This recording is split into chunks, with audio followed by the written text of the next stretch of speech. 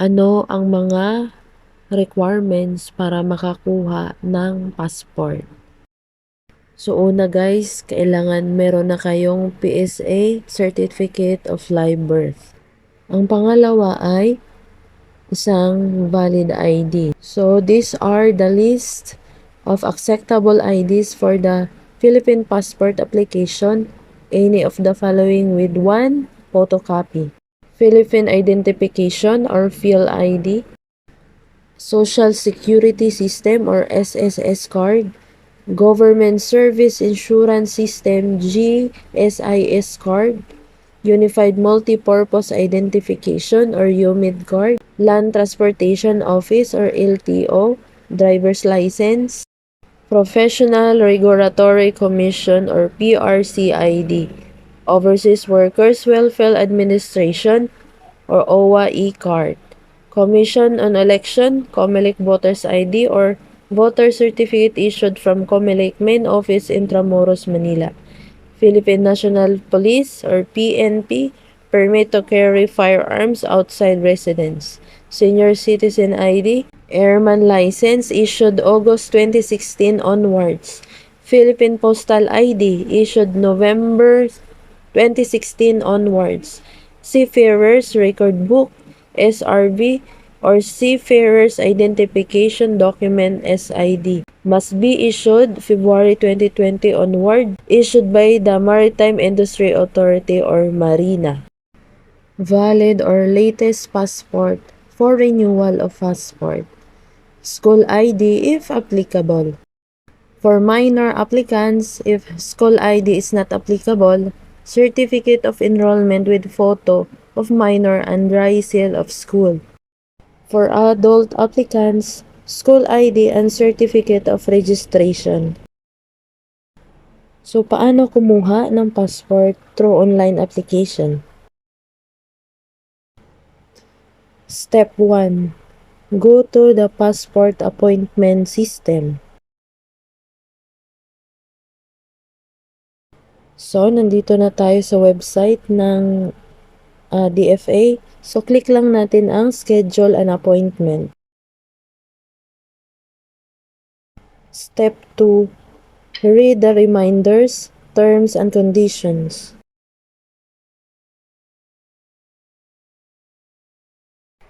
Welcome to the DFA Online Passport Appointment System. Review all fields in the online form carefully and provide complete and accurate information. So, reminder. Applicants are advised to use only Google or Yahoo email accounts in securing an appointment to avoid any technical incompatibilities. Email address, restrictions, and accessibility may vary on your access location, country, and or email servers. So, ayun guys, may advice si DFA na ang gamitin mo lang na email accounts, Google or Yahoo para sigurado talaga na matanggap mo yung i-email ni DFA na appointment schedule.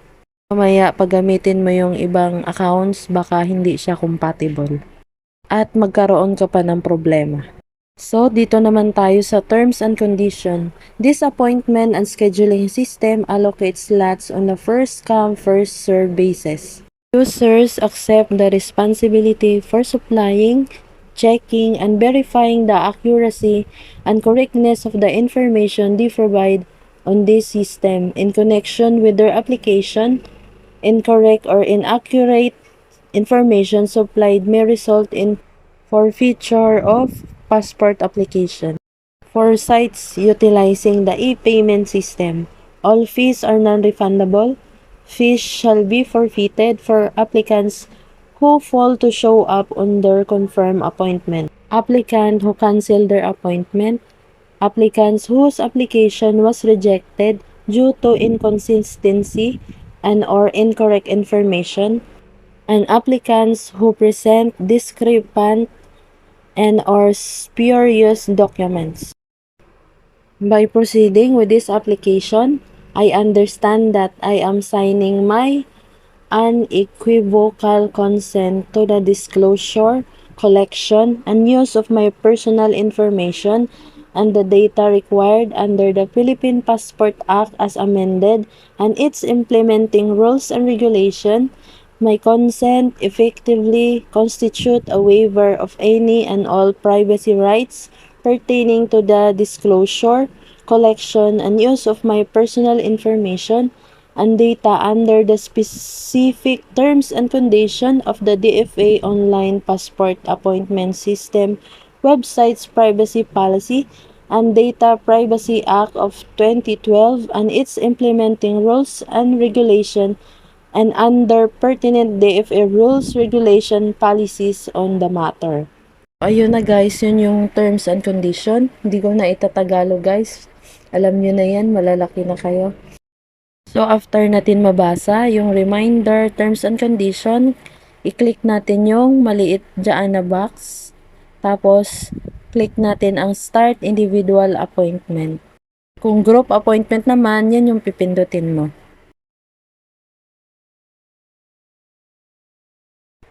Step 3. Select individual appointment, site location. Okay? Specify the site where you want to set an appointment. Sa region, Asia Pacific. Country, Philippines.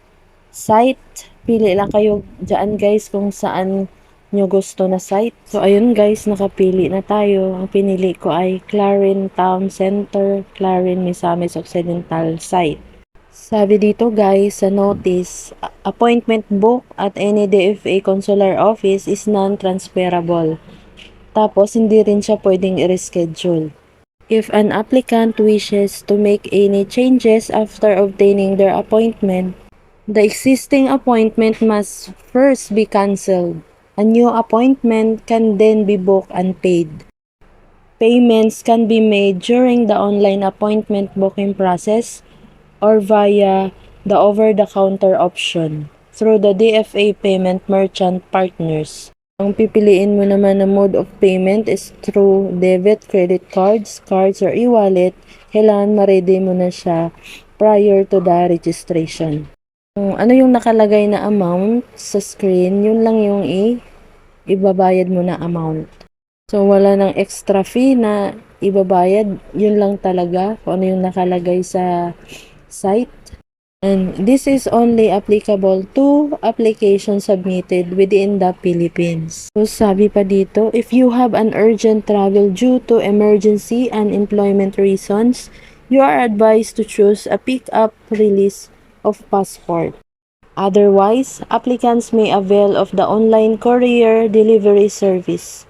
Processing time for passport release via courier will add 10 to 15 working days. It's only applicable to applications submitted within the Philippines. Tapos lastly, you only have 30 minutes to complete the whole process. After mo maintindihan at saka nabasa yung notice, i-click mo yung I confirm that I have read, understood, and agree to the above conditions.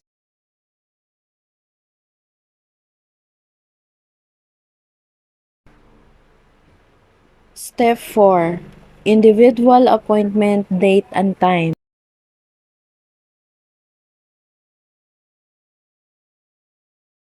So, nandito na tayo sa site location. Sabi dito, please be advised that your chosen time slot is reserved for 30 minutes. So, dito muna tayo sa date guys. Yung nakakulay red, ibig sabihin yan ay fully booked na. Yung nakakulay green, ibig sabihin yan available pa yung mga dates na yan. So, ang pinili ko guys na pinakaaga na merong available ay March 9. So, i-click mo lang yung number 9. So, dito naman tayo sa time guys. May 6 na pagpipilian. 9 to 10, available slots 16. 10 to 11, available slots 4. 11 to 12, available slots 8. 12 to 13, available slots 10. 13 to 14, fully booked. 14 to 15, available slots 11. So, ang pinili ko guys ay 11 to 12. So, kiklik lang natin yung maliit na circle. So, next natin gagawin guys ay pipindutin natin ang I'm not a robot. Then, click natin ang next button. Step 5. Individual appointment personal information.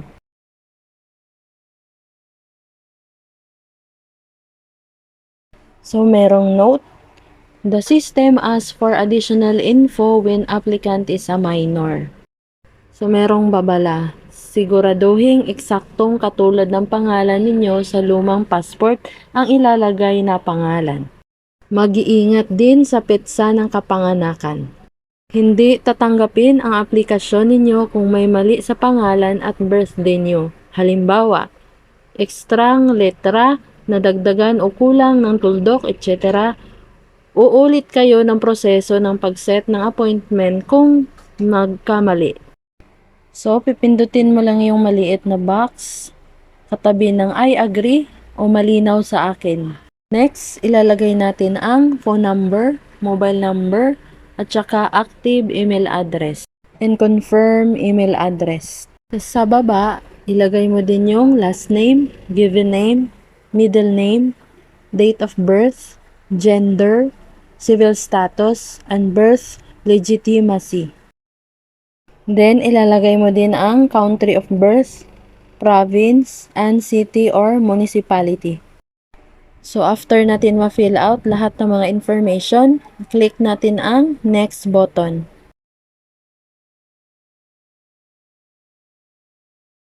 Step 6. Individual appointment, family information.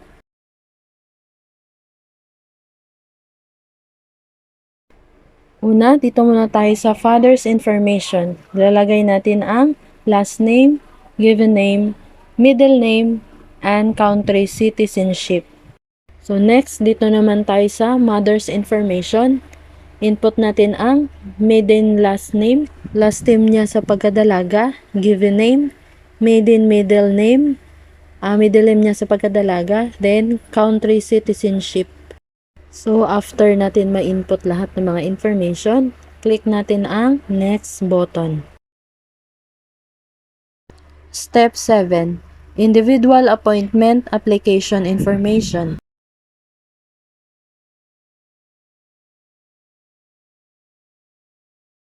So may note dito guys, please bring your proof of Philippine citizenship by election, naturalization, reacquisition on the date of your personal appearance. So ito yung PSA Live Birth Certificate. Application type, ang nilagay natin, new, basis of Philippine citizenship, birth, foreign passport holder, lagay natin no. Tapos, lagay din natin emergency contact person, then contact number. So, after natin malagay lahat ng information, kiklik natin ang next button. Step 8. Individual appointment contact information.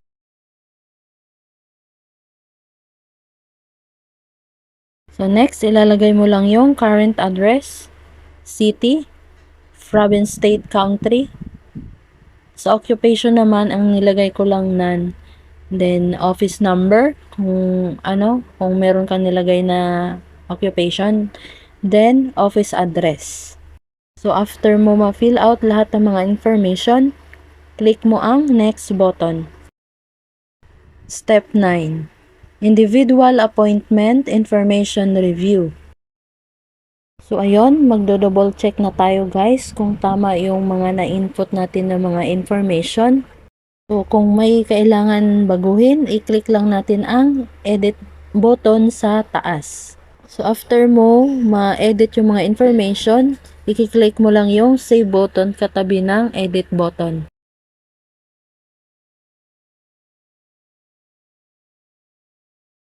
So, ayun guys, after natin ma-check lahat ng mga information, kung wala namang mali, so, i-click natin ang I am not a robot. Tapos, dito sa baba ng I am not a robot, basahin natin, I am aware that possession of a passport is a privilege granted by the government of the Republic of the Philippines only to its citizens.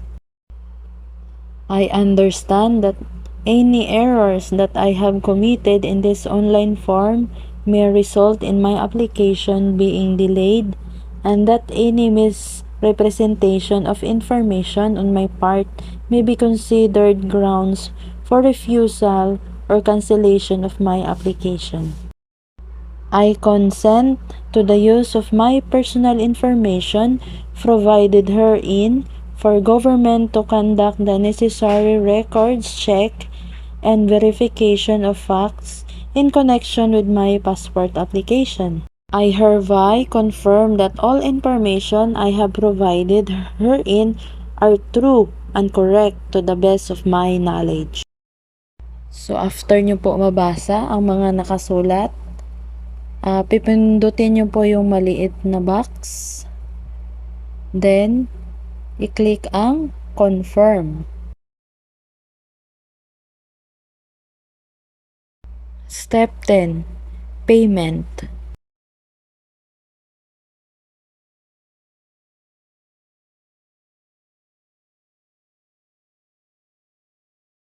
So, nandito na tayo sa payment. So, please choose a processing type. So, may dadalawang pagpipilian. Una, regular processing, 950 pesos, 12 working days for all consular offices. So, pangalawa, special processing, 1,200 pesos. So, dalawa yung ano niya, TOPS processing or expedite processing applicable to DFA, Asiana, and consular offices only. So, ang pinili ko pala guys ay special processing para expedite ang processing. So, next, please choose a payment method. So, merong dalawa din. Over the counter and credit or debit card. So, ang pinili ko guys ay over the counter. Mas advantage din ang credit card or debit card. So, dito na tayo sa summary. Passport fee, 950 pesos.